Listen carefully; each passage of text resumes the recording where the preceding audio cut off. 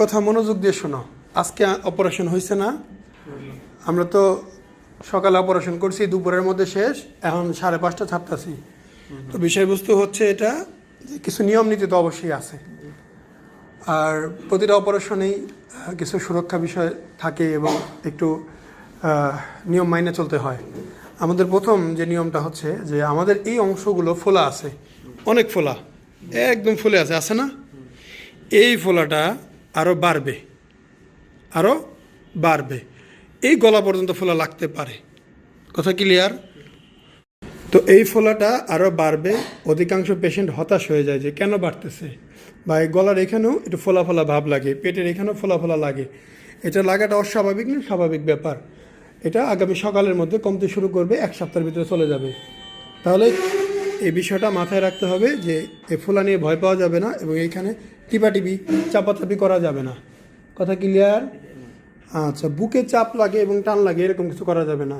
কি করলে বুকে টান লাগবে? হাত উঁচা করলে, মোচড়ামুচড়ি করলে, কাঁধ শুলে, ভারী জিনিস তুললে, গেঞ্জি পরতে গেলে বুকে টান লাগবে, চাপ লাগে। তো এগুলি 7 দিন অন্তত করা যাবে না। ক্লিয়ার? যদি কখনো বুকের এই মাঝখানে এরিয়াতে প্রচুর ব্যথা হয়, তাহলে বেল্ট খুলবেন, খুলে চেক করবেন কোথাও নীল হয়ে বা কালো হয়ে ফুলে উঠতেছে কিনা এবং ফোলাটা বাড়তেছে কিনা। তাহলে ভিতরে রক্তক্ষরণ হচ্ছে, ফোলা বাড়তেছে। এরকম খুবই কম, 100-তে 1-2টা হয়। বাট জানাই দিলাম যে যদি প্রচুর ব্যথা হয় তাহলে বেল্ট খুলে চেক করবেন। হ্যাঁ, এই যে পানিগুলো বেরোচ্ছে, এই পানিগুলো ভিতরের অবস্থাটাকে বর্ণনা করতেছে কেমন আছে ভিতরে। পানি বেশি বেরোতে পারে, কম বেরোতে পারে, 2 পাশেও হতে পারে, 1 পাশেও হতে পারে। এইটা নিয়ে ভয়ের কিছু নাই। পানি যখন ভরে যাবে, একটা মুখ টান দিয়ে ছিদ্র করে পানি ফেলে দিয়ে আবার এটা গিট দিয়ে রাখবেন। কথা ক্লিয়ার? যদি কখনো পানি না হয়ে ব্লাড হয়, ব্লাড হলে কেমনে বুঝবেন? চাকা চাকা মনে হবে। যা যদি অল্প একটু চাকা হয় সমস্যা নেই, যদি বেশি পরিমাণে হয় তাহলে ওইটা সমস্যা। সমাধান হিসেবে আমাদের কাছে আসতে হবে, আমরা ব্যবস্থা নিব।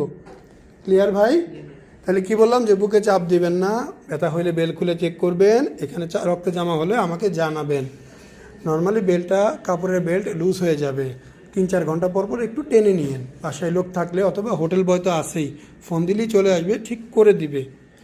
আচ্ছা, এখন আসি খাবার দাবারের বিষয়। কি খাবো কি খাবো না, খাবারে কোনো বাস নেই। সব ধরনের নর্মাল খাবার খাবে, বেশি বেশি পানি পান করবে। ওর স্যালাইন খাইতে পারে, লেবু খাইতে পারেন, ঠিক আছে? পানি বেশি পান করবেন। আচ্ছা, আজকে মাথা ঘুরতে পারে, বমি আসতে পারে, জ্বর আসতে পারে, সেই জন্য আজকে বিছানায় থাকবেন। অত উড়াউড়ি ঘোরাঘুরি দরকার নেই, মোবাইল ফোন এত চালানোর দরকার নেই, যে স্থির থাকেন। ঠিক আছে ভাইজান? কালকে সকাল 10টায় ওই প্রথম রুমে ড্রেসিং হবে। সকাল 10টায় ড্রেসিং হবে, ওনারা চিনে, ওই 5টায় বসলেই নিয়ে যাবে। ঠিক আছে ভাই? আর হচ্ছে রাতে যদি অনেক বেশি ব্যথা করে, খুব ভয়ের কিছু নাই, ওরকম কালো হয়েছে কিনা চেক করবা, না হইলে অলোকে। আর বেলটা তো লুজ হলে একটু টাইট করে নিবা, ঘুমের সময় বেলটা পরে ঘুমাইবা, হাতের কেলনাটা থাকবে, কালকে ড্রেসিং করে আমরা খুলে দিব। হ্যাঁ, ঠিক আছে? তো এই পর্যন্তই রইল, বাকি বিষয়ে আমরা কালকে আবার আলোচনা করব। হ্যাঁ, আসসালামু আলাইকুম, মোহাম্মদ শাকিল হোসেন বলছি। 2017 সাল থেকে আমরা গাইনোকমার্সি নিয়ে নিয়মিত কাজ করছি এবং ভিডিও প্রকাশ করছি। এই চ্যানেলে যারা নতুন এসেছেন, আপনাদের কাছে অনুরোধ থাকবে আমাদের এই চ্যানেলটি আপনারা ভালোবাসা দিবেন এবং সাবস্ক্রাইব করবেন। এবং যারা অলরেডি সাবস্ক্রাইব করেছেন তাদেরকে অসংখ্য ধন্যবাদ। আপনারা কমেন্টের মাধ্যমে আপনাদের মতামত জানাবেন। ধন্যবাদ।